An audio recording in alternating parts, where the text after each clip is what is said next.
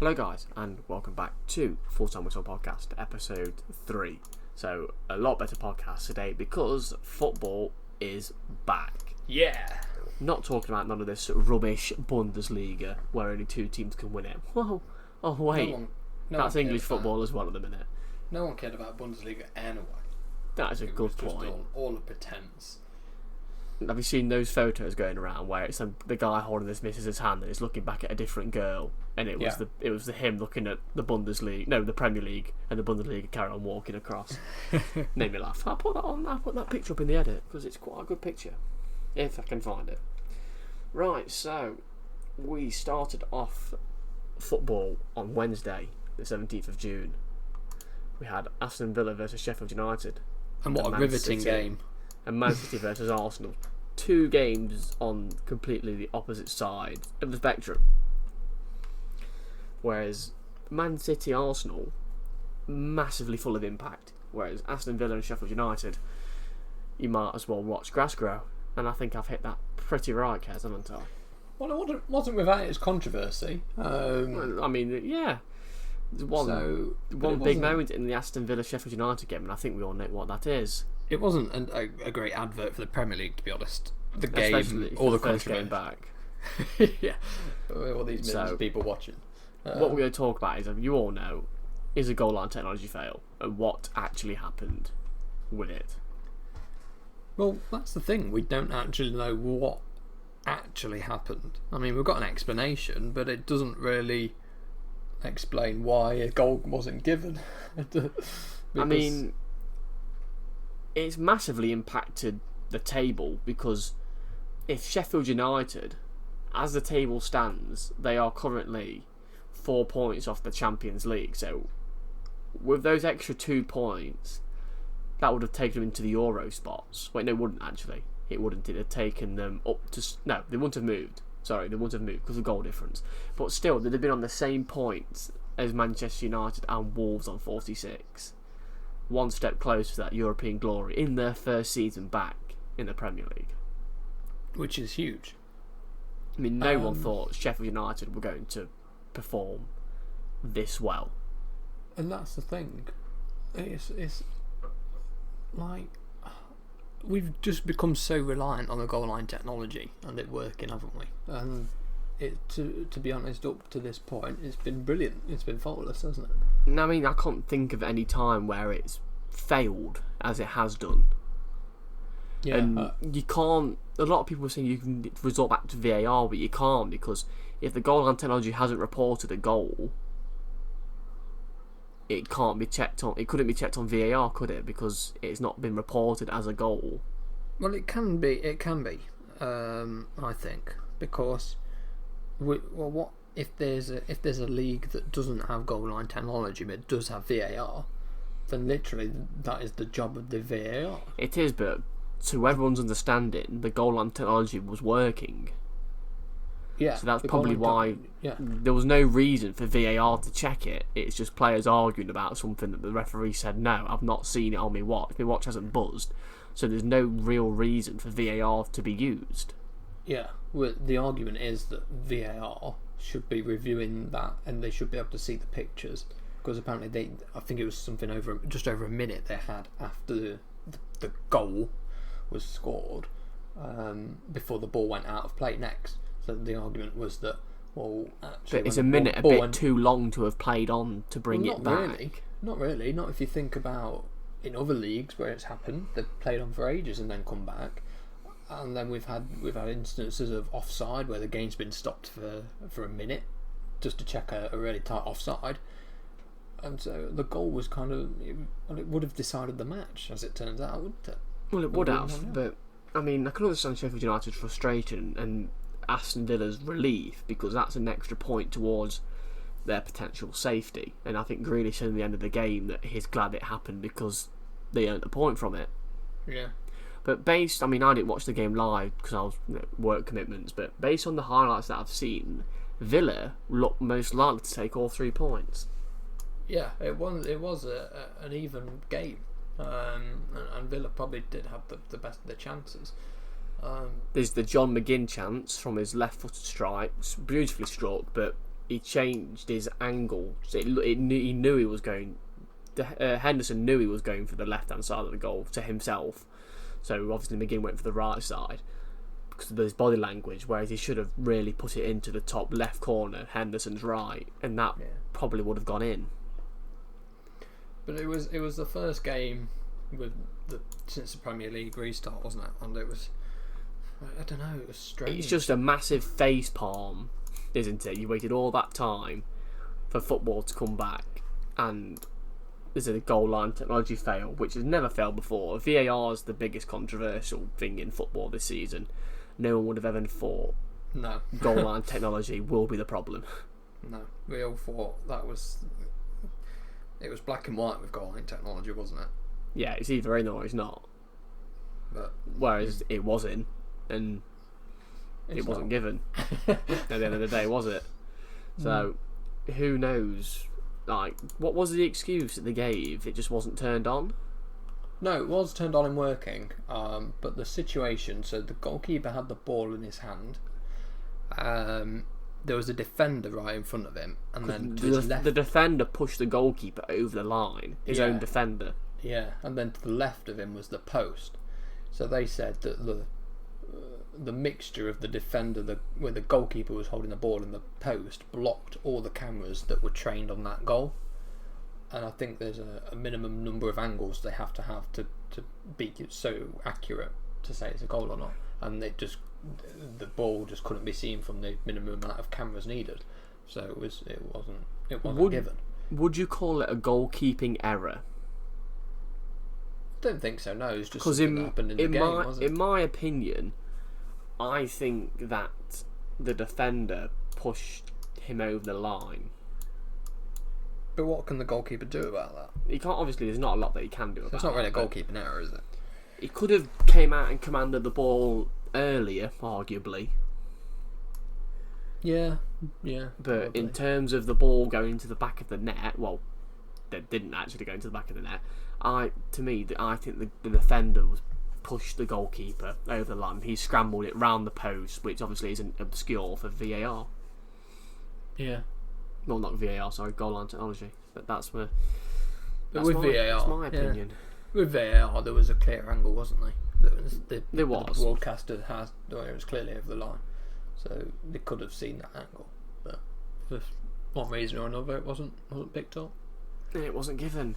And then that game ended in a boring 0-0. So after 3 months of no football, it ends in a boring 0-0. And then we go on to Manchester City against Arsenal, which is completely different. We go from a game with not much action to a game that had everything. Yeah, pretty much. Man City back to their ways, really. Back to their best. Raheem Sterling looked bright, looked very on it on that game. Obviously, he got the first goal from a David Luiz mistake, and that's just the first mistake David Luiz made of the night. He had a bit of a stinker, didn't he, David Luiz? Yeah, he's a bit of a loose cannon, isn't he? He is. I don't think he's going to play for Arsenal much more, if at all. I mean, what's it called? The goalkeeper Leno. He was playing well. He had a good game, I think. Made a few very vital saves from Sterling and Silva in the first half. Obviously, for Raheem Sterling's goal, beautiful volley first time. You can see, no matter how close it was, there was no stopping that connection straight to the back of the net. There's no saving that at point blank, unless you're Scott Sterling. Exactly. Then moving on to another David Luiz mistake. Is it the right decision? Red card for David Luiz against Mahrez? Yeah. Could you argue the fact that a player could have came and cut off the run again, or is he definitely the last man? No, I think he's got a clear goal scoring opportunity, hasn't he? He's literally about to smash it in, and he gets pulled back. And of course it's a pull. It's not an attempt to play the ball, so it's a red card still, even though it's in the penalty area. I don't think there's any controversy about that. It's just a defender realising that he's not goal side and he's messed up, and then he's tried to pull him back, and it's the only thing he can do. And he's pulled him back, he's gone down, and that's David Luiz's second goal contribution against his own team. Yep, and that's his early bath. He's after a late start. Early shout. So De Bruyne steps up, puts the penalty away, no questions about that. De Bruyne, phenomenal. And then it kind of takes a turn to the worse with Eric Garcia being flattened by Ederson. Yeah, I mean, Ederson needed to come out and clear the ball. But I don't understand this with goalkeepers. Whereas, it's a reckless... I know it's against his own player, but it's reckless, isn't it? It's dangerous. Yeah. And if that was If a striker does that to a goalkeeper, it's a yellow card for the striker. Yeah, and if that happens, like, you see tackles come in where he wins the ball clean, but it's kind of like a follow-through or something. It's out of control and reckless. Yeah, and it's given as a foul. But if a goalkeeper steams out like that, Garcia is looking the other way. He's got no chance of like protecting his body or staying strong or moving out of the way. He doesn't know he's coming. And he just gets wiped out. It's I don't know. But then again, we kind of accept it because it's against his own player. Yeah, I mean, I was just about to say that you can't really book your own player for coming to foul his own player. That's the thing. It's not a foul, is it? That's the issue. Yeah. But it could have easily been an Arsenal striker in that situation. Yeah. And it wouldn't have been a foul. It'd be if it was, if it was he'd still be kind of like, oh, he's got the ball. So it's okay. His goalkeepers are okay because he's come out and headed the ball away. Well, it's like from corners as well. If the goalkeeper catches it, but you touch the goalkeeper, it's a foul on the goalkeeper. When it's not. We seem to have a special treatment, don't we, for goalkeepers? Yeah, it's the goalkeeper. It's still a contact sport. I mean, obviously you don't push him, but you can there's a shoulder to shoulder. It's legal in the game. Why the goalkeepers get this special treatment? It's not good. And then you move on to 90th minute. Aguero, beautiful football between the three of them. So it was Aguero, Foden. Was it De Bruyne that sets Aguero through, or maybe the other way around? But Aguero unlucky not to score, to be fair, in the first time. But Foden there on the follow up. Yeah, it comes out. His post comes out. Beautiful play from Man City. Beautiful. They've not really stopped, have they? You wouldn't have thought they'd have gone into a 3. You could quite clearly see Arsenal had gone into a 3-month lockdown, but City just came out and played as if they played again, as if they played last weekend. Yeah, it was the three Man City players, wasn't it, against the back five or the 5 retreating defenders of Arsenal, and Arsenal just didn't know what to do. Arteta's got some serious work to do at Arsenal. Yeah, I don't know. I mean, if we're saying Pep Guardiola has got some work to do at Man City to get the title back, and he's there demolishing Arsenal, what do Arsenal have to do to get back to where they once were? Yeah, I mean, they got rid of Arsenal, didn't they? And which they've been crying for years. Emery, they thought that was a great appointment, bringing him from PSG. Doesn't really do anything. Didn't work out. And then Arteta, who's not actually been a manager, but Pep's right-hand man, and he gets beaten by his old boss. Yeah, just shows you, doesn't it? The apprentice is not beating the master just yet. Is not, but Arsenal have got some serious work to do in the transfer window. Some serious work. I mean, bringing in the likes of Aubameyang in, great, but if you've got if he's on an off day, I wouldn't rely on Lacazette to fill in that spot. No. I wouldn't rely on anybody to fill in that spot for Aubameyang in the Arsenal team. Next game, shall we move on? Right, so it's Norwich Southampton. Again, a pretty boring first half, really. Not much. It's a game of two halves, as they say, isn't it? A tale of two halves with the Norwich City game with Southampton, because it all happens in the second half. 0-0 at half time. I think we've seen this in quite a few of the games where the first half is just kind of them getting their feet in and getting used to the match and playing football again. I think, isn't it? It is. And then they get rolled up at half time by the manager, and they come out and bang 2 goals. It's proven the football's been a bit boring so far, but it's proven that the fans do actually have an impact on the game massively. Well, if we're going to the Southampton game again, so 2 goals in quick succession in the second half, and Danny Ings, his first goal, great goal. Yeah. This season, he's been, obviously I know he's had a lot of injury troubles, but you think back to when he was at Burnley in the Championship, banging him in for fun, comes up to the Premier League, bangs him in again, gets injured, moves to Liverpool, then gets injured, didn't score a goal for 2 years or something like that, and then Liverpool let him go on loan to Southampton, back to where he came from originally. And his, what is it, 3rd top goal scorer in the Premier League at the minute, something like that. Yeah, he's gonna be vital, isn't he, for Southampton?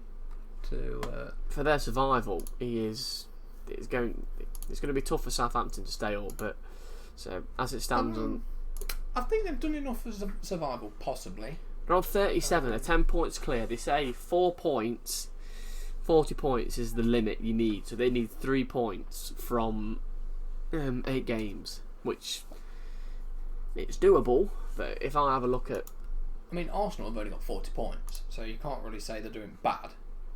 True. I mean, Southampton, speaking of Arsenal, they have got Arsenal in the next game. So if you look at Southampton's games, they've got Arsenal, well, I would say at home and away, but it doesn't really matter anymore, does it? No. Home and away. If you look at Southampton from a few years back, they were pushing to the higher place in the table, weren't they? And they were. European spots. But they have dropped down quite a bit. So they've got Arsenal, Watford, then they've got Man City, Everton, Man United, Brighton, Bournemouth, and Sheffield United. That is a hard couple of months. Well, that is a hard month, sorry. You've got the likes of Arsenal, Man City, Everton, and Manchester United, and Sheffield United in the same month. Well, in the same run of fixtures. So, out of probably the teams that are there, that is a tough run of fixtures to back at the back end of the season. But at the same time, they are 10 points clear of relegation, so I think 2 more wins out of those next few games, and I reckon they'll be safe. Yeah, I think they've done enough. Minus 14 goal difference, 38 goals. I can imagine Danny Ings has got the majority of them. Right, so let's move on to another controversial game, which is Spurs Manchester United, which finished 1-1. A game made off mistakes is probably what I would say. Yeah, I mean, De Gea showing once again that he's not nothing compared to what he was. Nothing. He has flopped. I mean, when he first joined United, he had a bit of a slow start, didn't he? He wasn't great when he first joined. He was a bit inconsistent. And then he was brilliant. But now he's just dropped off again. He's not got the consistency. It's ever since the World Cup. You've got to be thinking one of those Man United. Or was it the Euros? I think it was the Euros. He had a stinker, and then ever since that, you've got to be a defender, knowing that the guy behind you is competent, and if there is a chance, like that chance where it's straight at him, it is. He should do so. As Roy Keane's breakdown. I mean, like he said, he'd lamp them both in the dressing room at half time. You can understand it because it's poor, and Manchester United's team, it goes from pretty much quality and it gets worse and worse as you go down the spine of the team. Because I mean, it's not just De Gea that's at fault for this. Maguire, he might as well not have been on the pitch. Mm-hmm. He gets turned by Bergwijn so easily. He's left in no. He's not tight enough for a start, and he's flat-footed, and he's gone like that because Bergwijn's fast and Maguire. Let's be fair. Not old slabhead. He's not the quickest. Not the quickest. And then Roy Keane was fuming. It comes down to that match fitness again, doesn't it, as well? But then you can't really say there's a disadvantage because both teams are at the same boat, aren't they? Exactly. Everyone's starting again. Everyone's in the same position. It's just another mistake, isn't it? And it's simple stuff. And then Pogba comes on, and Manchester United seem a bit of a different team when Pogba and Fernandes are linking up together. Yeah, I mean, we know that Pogba's got that skill and that class. It's just whether he actually wants to show. Whether his head's in the game or not. That's the Yeah. thing with Pogba. Whether he actually cares to. Pogba wins a penalty against Eric Dyer. Is it a penalty for you? I personally think yes. Yeah, it's a penalty, isn't it? I don't Goes really down, and Fernandes hasn't lost a game while he's played for United, I don't believe. Confident at the spot, puts it in the back of the net. And then there's another penalty decision that is given Manchester United's way. Is it by John Moss? Is that the referee? It was, yeah. It's not a penalty, is it? It's not. I don't know where. I don't know. He's looking directly at it. I don't know how he's given that a penalty. Yeah, I think it was Eric Dyer again. Luckily, VAR did make the correct decision. VAR had come off Furlough for that game. It was actually there. They were there watching. But never a penalty. I'm not sure what was going through his mind to give it in the first place. He won't want to watch that one back. But what are Manchester United missing? Because it's not the same Ferguson side. Well, I think you've just mentioned it. What are they missing? Sir Alex Ferguson. Yeah, well, I mean, you look at the Man United side back in when he had them. I mean, yes, he had Van der Sar and Vidic and Ferdinand, but he's left like playing Michael Carrick in the middle of the park, Raphael at right back, Ashley Young at left back. That's the thing. They're not Jason Park as well. They're not world class. That's the thing. Players are they? The best managers don't need world class players. The players will play for the manager, and it's just not happened at Man United since Fergie left, has it? And I mean, would you say that Ferguson ever had a world class, on paper, a world class team? Based on names.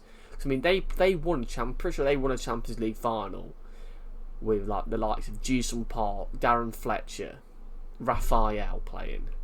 Well, it's them undersung players, isn't it? The workhorses, yeah. Yeah, and they just don't get the credit, but they play for the team, they play for the manager, they play for the club, they play for the fans, they play for Old Trafford. It was a fortress during Ferguson's. They play for people in London, don't they, Manchester United fans? Exactly. But that was the thing. You went to Old Trafford and you were like, shit. You expected to lose at Old Trafford. Expected to lose, but now they just come, and this was way before lockdown. Years and years this has been happening, and they just come and play. Since David Moyes, really, which is a bizarre appointment for Fergie to pick in the first place, in my opinion. They just play with no pressure, but at the same time, the fans don't help because of that high expectation that they have at Manchester United that nothing but a win is good enough. Yeah, that's the thing. So I don't think they're far off. I think Solskjaer. I know he's unproven. Is he the man for the job? He's a club legend, isn't he? But that doesn't necessarily mean you're a good manager. He just needs time, and that's the thing. He needs the backing of the board. But that's the thing. Get his players in. United have given the managers time. It's not like they haven't. He's not had a full season yet, though, has he? He hasn't, no. But Van Gaal had a few seasons. So did Mourinho, and so did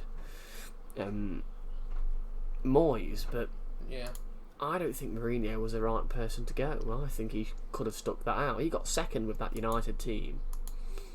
To this day he says that's his biggest accomplishment in football, getting Manchester United second in the Premier League. Well, second's not good enough, is it? It's not to a United fan now. Not anymore. I mean, where are they in the table at the minute? I mean, Manchester United, 5th place, 46 points, and Liverpool on 82. Yeah, that's nearly 42 points off the top spot. Which, if you told a Manchester United fan at the start of the season, you're going to be 44 points off Liverpool this season, they won't stand for it. No. Obviously, Liverpool are big rivals to Manchester City. Not Manchester City, Manchester United. Yeah, it goes back history, doesn't it? But they're just nowhere near the level of Liverpool. Nowhere near. And I imagine there are a few seasons off it. A fair few seasons. But right, so I think that concludes Manchester United section. Yeah. Oh, and Spurs. We didn't really talk much about Spurs, but nothing really interesting happening over there, is there, to be fair? No, new stadium. underperforming Spurs, just as usual. Bring back Crenshaw. Right, so if we move on to the Watford-Leicester game. Again, a bit boring. Yeah, another draw. I mean, another two teams just finding their feet, I think. I mean, if you had to pick a goal of the weekend, it's one of the two in this game. Yeah, well, that's the thing. It was just the game was decided by two worldy goals. I mean, if I had to pick one, I'd pick the Ben Chilwell goal. Also, I've just been informed, at the time I'm recording this, Kaz, Aston Villa have just taken the lead at Chelsea. Oh wow, okay. Who scored that? House at 43 minutes in. Oh right. That's interesting. Yeah, it is. But let's get back to the Watford-Leicester game. So, Ben Chilwell's goal, that's for me, that's goal of the weekend. Has to be goal of the weekend. It was... I don't know how to describe it. He's just took the ball down. Then rifles it into the top left corner. Or top right corner. Smashed it, hasn't it? It's caught the goalkeeper unaware. There's no movement. It is just a straight line. Pinpoint accuracy, straight to the top corner. And then there's all the Leicester fans, players, thinking that's game over. 90th minute winner. We've won this game. But Watford have other ideas. Yeah, they win a corner late in the game, 95th minute, I think it was. Dawson with another worldy goal with an overhead kick. Yeah, and that's another one. He just caught Schmeichel just totally unawares. It wasn't too far away from the goalkeeper. It wasn't. Could he do better? He did get a hand to it. I mean, yeah, he could have pushed it forward, but I think there was a lot of pace on the ball from the overhead kick. Poor defensive play from Leicester, in my point of view. Yeah, they were just all standing there watching. Should have really cleared it sooner. But Schmeichel obviously did well to get a hand on it, but just not enough to get to keep the ball out of the net, which wasn't the problem. But Leicester players just stopped, slowed down, thought the game was done, and then obviously they've lost 2 valuable points. And speaking about teams losing points, Arsenal again. So kind of the full circle back to the Brighton Arsenal game, where for Arsenal it's not been a good start. It's another loss, another set of injuries. Pepe's goal to start off with, beautiful goal. Yeah, great goal from the right hand side, whips it round, keeper's no chance into the top left hand corner, no stopping that. But then, I mean, you see in that Maupay's interview, they got complacent, they got cocky, they thought they'd won the game, and like you said, they've humiliated themselves. Yeah, there's no humility from the players, like you were saying, and I think it all stemmed from that collision with the goalkeeper, didn't it? To start off with, I think that is either a yellow or a red for me. Really? Yeah. For what though? Because you see that all the time. You do, but it's not punished enough in my eyes. The keeper's caught the ball. There's no need for you to carry on that movement into the goalkeeper, and you can see that in the picture. So I'll put the picture up of Leno pointing at Maupay, and there's no need for him to carry it on. It's at least a booking, and he didn't get anything. I don't think it is a booking. I think it is entitled to jump up for that ball. No, but he didn't jump up, did he? He just ran into him. You were talking earlier about protecting goalkeeper. There's a difference between protecting a goalkeeper though and out knowingly running into them, barging into them when they've already caught the ball. No, I think he's entitled to go for the ball. It's just a freak accident, not how he falls. And then did you see Sarcho Bob, that 19-year-old for Arsenal? I can never pronounce his name. He was with a G. Grabs Maupay by the neck at the end of the game and throws him to the floor. Yeah, he grabbed him by the neck. I think he'll get a retrospective action on that. Yeah, what we're saying, a few game match ban for that? I don't know. Probably 3 game ban, to be honest. Because if that's seen in the referee's eyes, that's a red card. Well, it was right in front of the referee, so it would be interesting to see. It was after the game, though, wasn't it? Was it after the game? I want to say it was. Yeah. We could still record him. He's still on the field of play. Yeah. So it'd be interesting to see what the statement gets brought out about that, and see what happens to. I don't know how to pronounce his name, but Arsenal again, even at Brighton away, struggling big time. I mean, Brighton aren't out of the woods themselves. That's a big 3 points, 32 points. That puts Brighton on. And that's Brighton doing the double on Arsenal as well. It is. Yeah. That's the first double they've ever had in their history. Brighton over Arsenal. But yeah, Brighton 5 points off off relegation. 8 points off Arsenal. I think they'll be okay, to be honest. Brighton got a good manager, Graham Potter. If they like they was arguing for, they didn't want neutral venues. If they can stay down at the Amex, then I think they'll do enough. There's just more and more troubles for Arsenal, isn't it? Yeah, I mean it's boiling over. I mean that's twice in this this video or podcast that we've covered them, and it's for the wrong reasons. Yeah, they just can't seem to find a winning formula, can they? I mean, it's been missing for a long time, and they've been crying out for something to be better. And it's no matter what they do, it just seems like it's getting worse and worse. I don't think they thought they could get much worse than when they had Arsene Wenger in the last few seasons. But it's not great. Yeah, you can't put too much blame on them for the loss at Man City, but to go to Brighton and lose. Especially no matter where you go, if you take the lead, you shouldn't really be losing that game. No. I mean, no matter what team you go against, if you go and take the lead, you should be winning. Yeah. So then, moving on to another game of two halves, and really a game of substitutions: West Ham and Wolves. So, Wolves Jimenez and Traore didn't start the game, did they? They came on as substitutes, and that's when the game really changed. And that's what you talk about, the super subs. We've now got these five substitutions that can take place in 3 sets. And I mean, it makes a difference. Traore came on with blistering pace. He is so fast. It's unbelievable. Fast, strong. He's got everything. The only thing he didn't have of recent years was that end finish.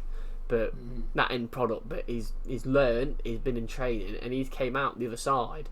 He's had a great season. And Jimenez, 14 league goals this season in the Premier League. Yeah, Wolves' highest scorer in a Premier League season. He's a great striker, Jimenez. Yeah. Did it last year. I think he got to double figures last season as well. Yeah. And just look where Wolves are now. It pays off. 46 points, joint 5th. Arguably unbeaten the last 5 or 6, sorry, might even be more, but catching that Man United, and only 2 points off the Champions League.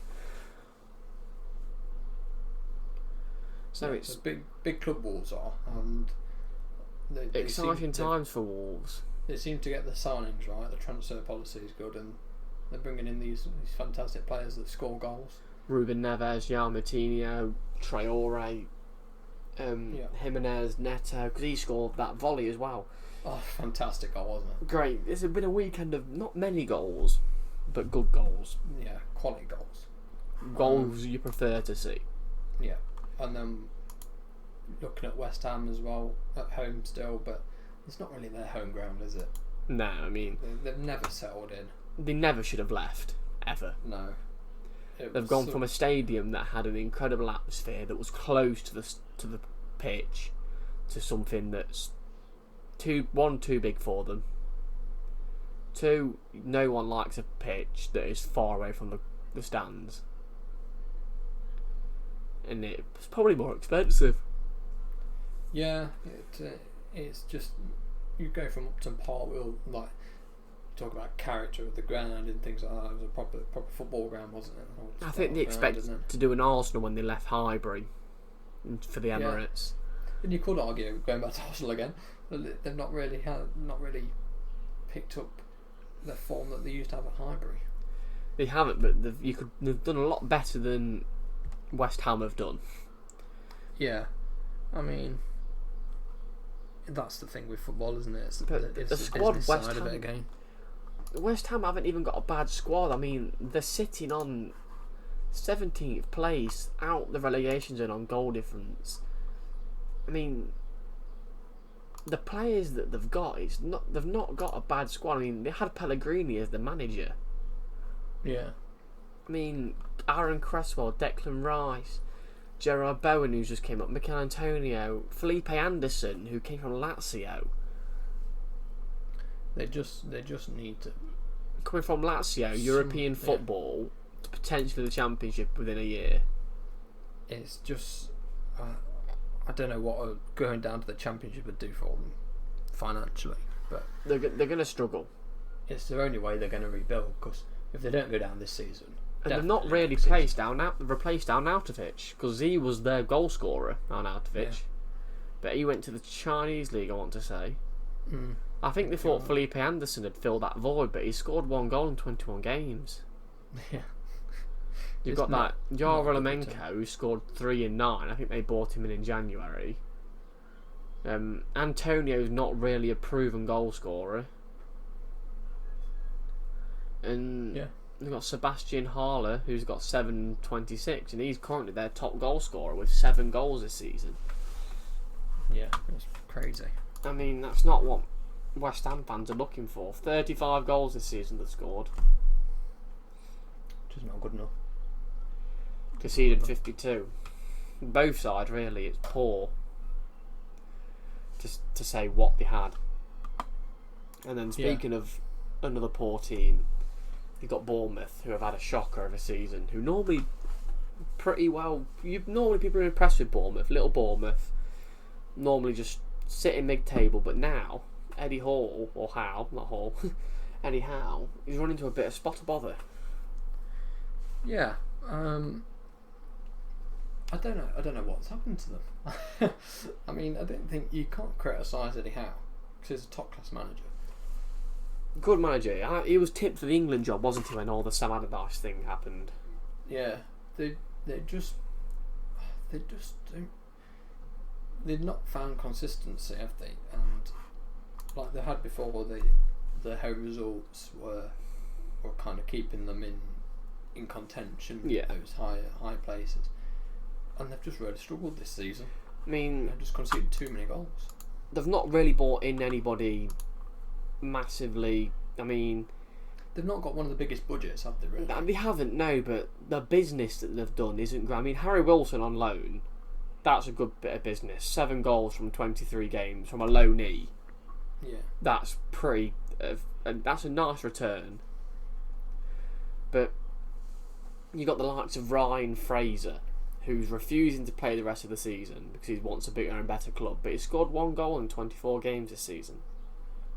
Yeah, and that's the problem with players nowadays. Callum Wilson also underperforming at 9 goals. Yeah. You don't force a transfer by not playing.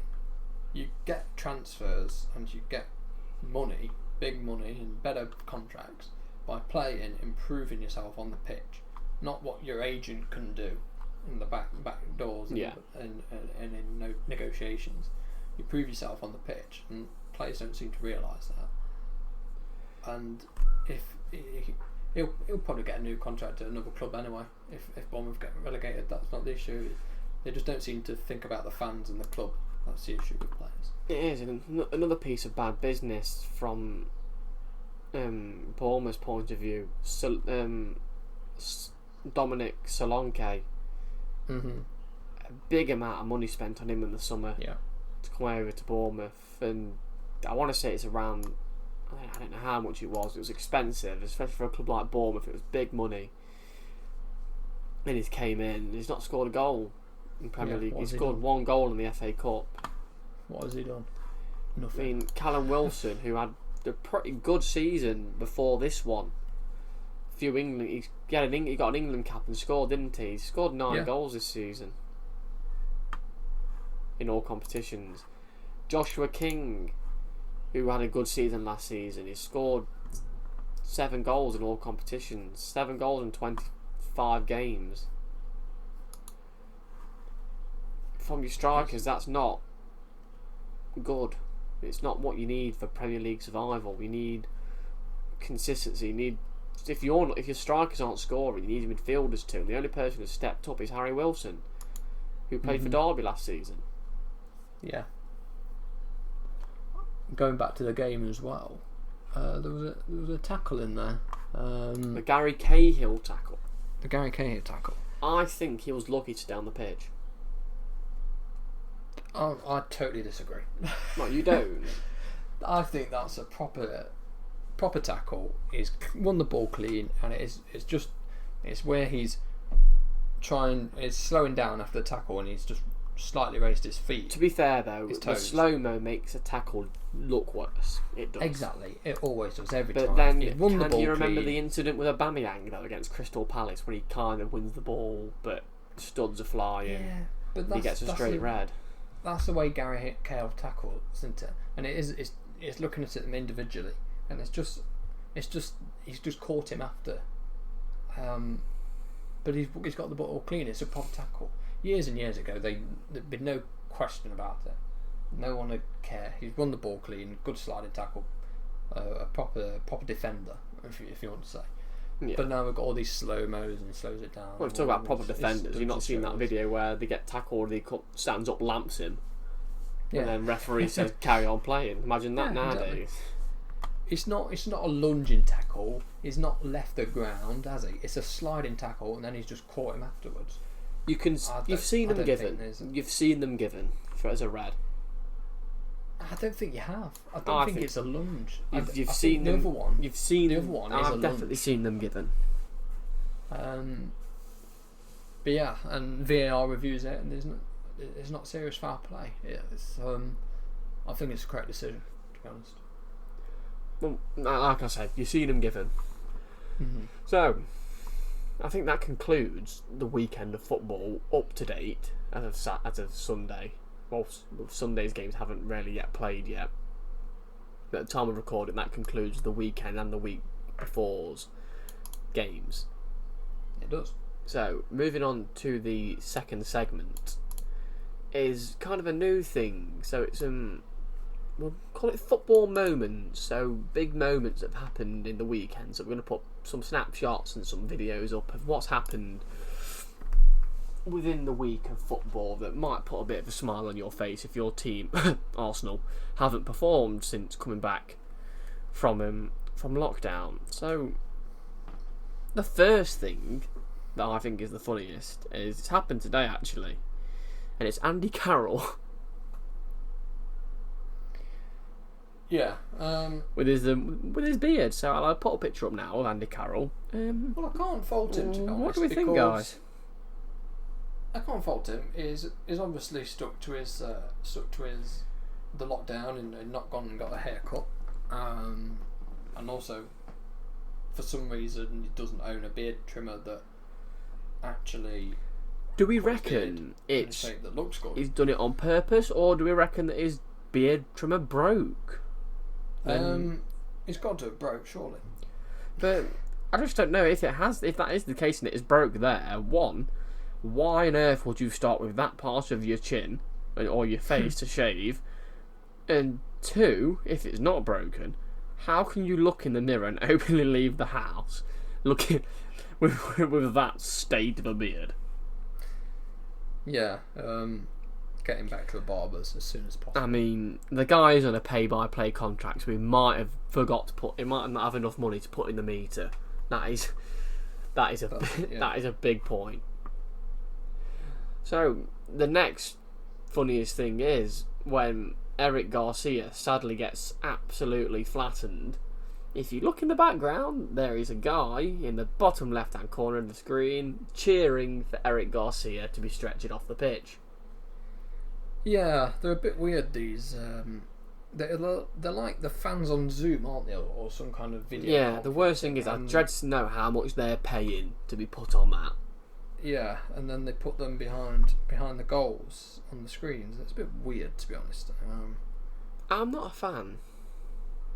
Yeah, I mean, I don't really see if there's any need to. The funniest thing was that Man City couldn't even fill all their spaces. So they couldn't. They had to fill it with the Premier League badges at the bottom. Yeah, which is better.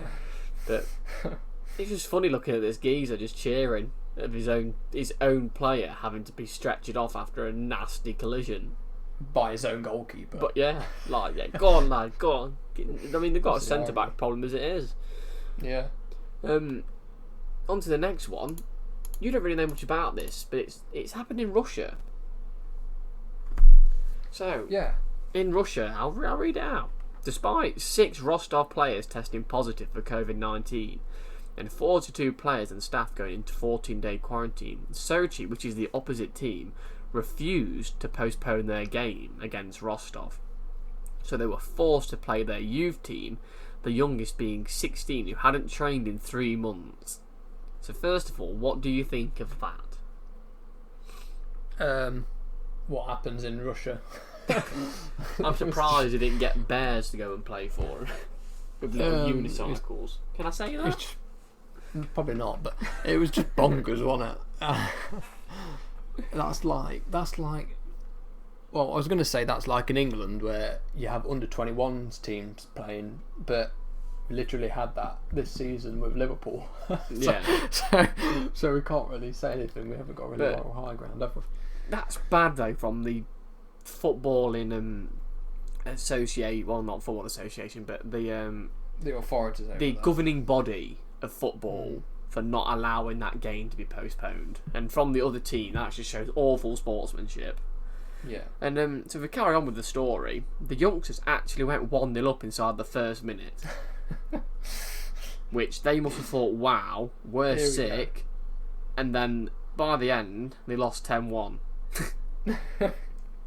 Which I think is a pretty good scoreline to say you've not trained for 3 months and you're 16 years old. Exactly, and which is even more bonkers. Although he conceded 10 goals, Rostov's 17-year-old keeper, Denis Popov, was given a Man of Match award after saving a league record 15 shots. Which is absolutely outrageous. And another one, The Simpsons predict everything. I don't know if you've seen this, Kaz, but at Jen Duzawi, or whatever he is, the strangled Morpie, there's a picture of Sideshow Bob strangling Bart Simpson in his sleep. So people are now putting up that the Simpsons predict everything, even this guy grabbing Morpie and throwing him to the floor. Gotta love this. I've seen it all. Gotta love the Simpsons. Right, moving on to the David Luiz mistake again. Not consistent. Can't be relied upon at all in any situation whatsoever. Like I mentioned earlier, that's his Arsenal career pretty much over, I think. And then you got the segment on. So another funny thing is you can't rely on goal line technology anymore. Toss, simple. Yeah, I think there needs to be some changes to VAR, doesn't there? To say that we still look at every goal, no goal, even if VAR, the goal line technology has said goal or not actually hinted anything, that it should still be checked if it could potentially be over the line, because it's not like they need to keep the game running at a pace anymore, is there? No, there's no fans in the ground. They're stopping twice in a game for a drinks break. I'm not a fan of that. I'm not a fan of it, but it means, so why do we have to stop for? Why don't we stop for VAR now after goal? I think the reason that we have to stop for drinks breaks is because if you catch the virus while playing, it flushes it out your system if you're drinking water. And also you've got the thing where the players aren't match fit, are they? So they need fluids coming on. So it's a good idea, but it's a bit silly when we're going to be playing World Cups in these big countries and not hot countries and not having drinks breaks, and we've got drinks breaks in the Premier League. But there we go. Right, so moving on from the funny moments and the bizarre moments of the Premier League this season, well, not just Premier League, moving on to a few questions that a lot of people have had and asked over the restart of the Premier League, which has playing with no fans had an impact on results? I don't think you can really say anything with the results. I think that when you look through all the results from this weekend, the first games, they're all pretty much in line with what we expected, really. There's not been really any surprises over there. Even if you look outside the Premier League as such, you are seeing a lot more away teams coming out with victories and draws rather than a consistent amount of home team victories. Yeah, if you take away the home and away aspect and you just look at kind of the results, you're seeing teams that you'd expect to beat other teams. I don't think there's any difference there. But I think the difference is in kind of the performances and seeing how the players play and the speed of the game. I think that's different. Whereas, for example, you'd have in some of the games where they go a goal down, where you might get the fans then to build you back up, things like that, and building back up. You don't get that anymore. So it's kind of everything's happening in the players' own heads. I must say, it is really strange watching the game. Hearing fan noise that's delayed, and two, not having the fans there. It's just a weird kind of setting. It's like, it feels like a pre-season friendly. It's like, it doesn't matter if we concede, and you think, oh wait, no, we conceded. Boys, get your act together. We need to win points. I think it's proven to kind of the Premier League that basically the product they're selling can only be sold with fans. True. And I think in probably since the Premier League began, I think they've kind of lost touch with that, and the Premier League clubs have, and kind of with like the prices they're charging fans, and it has become a business. Yeah, rather than an entertainment. And I think this has shown them that without full stadiums with fans cheering, they don't have anything. They don't have any entertainment, and it's not worth the billions that they're charging these broadcasters. It's going to be very interesting when fans come back. Let's just say that. So with lockdown obviously happening, there's been a real impact on team performance, I feel, this weekend. There's been a lot of sluggishness. You can tell that there's been a long break. Mm-hmm. I mean, we kind of expected that, yeah. We kind of expected that. But they are, if you look at the first halves of games, they have just been so slow. I guess the only difference is to like a start of a new season is they have pre-season before a season when they get back to match fitness, whereas they didn't really have that here because there was trusted to do it off their own backs at home. Yeah, there was an interview that I saw with Notts County's manager, and he was saying, like, comparing it to what they'd have off. They'd have like 6 weeks off and then a full pre-season playing like 4 or 5 friendlies. But here they've had 12 weeks off, 4 weeks to prepare for potential playoffs with no friendlies, and so it's totally different. It's not. You can't even say it's a situation that's absolutely like it's not normal. It's never happened before. Well, even at the start of a normal season in August, you'd probably say it probably takes 2, 3, maybe 4 games for the teams to actually get into gear and get into proper match fitness. Where here, they're having to start again and hit the ground running because we're literally at the business end of the season. This is the most important time of the season. Yeah. And you can tell that it's a very sluggish start because you look at most games and 0-0 at the first half. And we've spoken a lot about the games a tale of two halves already, and we're in weekend 1. Yeah. And see quite a few injuries, especially at Arsenal straight away. Yeah, it just shows, doesn't it, the match fitness that there will be injuries. No matter how much you can do at home, it doesn't equate to what you'd be doing on a day-to-day basis for them at work. Yeah, full time on a pitch, doing pitch drills, playing games. You can't replicate that. Because at home, even though I know the professional footballers and they've got to have a lot of self-control, but are they really going to train as hard as they should be training at home when there's that many distractions at home? Well, and that's the thing as well. They didn't know when they was coming back, so they couldn't really put in a proper fitness regime because it was all up in the air. They couldn't. It wasn't like they could spend March doing like a full training thing because then they didn't know when they was going to come back, so it kind of tailed off, and then they've had so many weeks to prepare. And obviously they've only came back to normal full training relatively like not that long ago. That's 2-3 weeks, isn't it? So yeah. So it's a big impact, and there's not really any home advantage anymore, is there? No. Home advantage literally comes from the fans. I mean, if you look down, if I look down the scores at the weekend, if I can find it, there's a lot of away victories, or not even away victories as such, but a lot of draws that have gone on.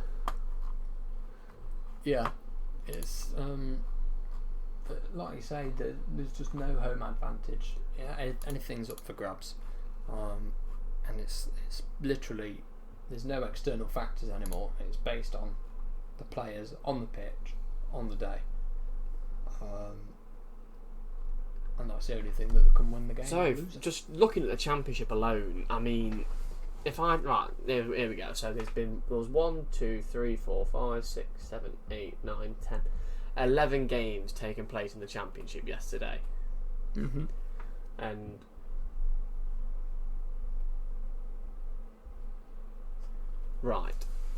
there were 6 victories.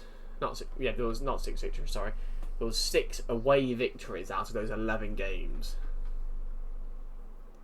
So about half. And do you want to know how many home teams won a game at the week in the Championship on Saturday? I'm guessing 2. 1. Oh, wow. There was 1 home victory in the Championship. Yeah. Blackburn against Bristol. They won 3-1. I mean, Brentford 2-0 away at Fulham. Swansea 3-0 away at Middlesbrough. Derby 3-2 away at Millwall. Bristol won 3-1 at home. Wigan, of all teams, beat Huddersfield away from home. Wigan, that's a side that struggled for points at home, never mind away from home. Charlton away won 1-0. Luton and Preston drew. Barnsley beat QPR, who are bottom of the league. Barnsley, they won away 1-0. And then Reading and Stoke drew. Sheffield Wednesday, Nottingham Forest drew. West Brom and Birmingham drew. Yeah, it's a reset, isn't it? And in the Premier League, Palace beat Bournemouth away. Wolves beat West Ham away. It's just bonkers to what is happening. Like, is it going to have that psychological effect that your home ground is empty? You're missing that thing that keeps you going at home, because away you're used to not having that many fans there. I think that's. So could you now argue the fact that there's now an away advantage? I wouldn't say that. I won't go that far, but I mean, in normal times, the away sides come with like no pressure really, do they? They're not expected to get a result unless it's a huge disparity in the teams. And now they're coming now with even more of a kind of impetus and less pressure because there's no fans there. Yeah. So there's no home fans to start booing them and get on the backs either. So it's just a free for all, isn't it? It's anyone's game. It is, and it's been a real mix-up of no one knew how yesterday, should I say, was going to go. No one knew, because we didn't know what it was going to be. I mean, today's been a lot more upsets. Newcastle United beating Sheffield United by 3-0. Leeds losing to Cardiff 2-0. It's going to be an interesting end to the season. It's going to be definitely very interesting. And transfer news, has been a lot of that as well. I mean, Sadio Mane, Kyle Walker, they're trending at the minute. Joe Hart's confirmed he's not had his contract renewed, so he'd be a free agent at the end of the season. Mm-hmm. Bought him for $3.5 million from Manchester City. Chelsea obviously bought in Timo Werner. But Dean Henderson is linked with Chelsea for a £50 million move. So you were wrong in that other video we made.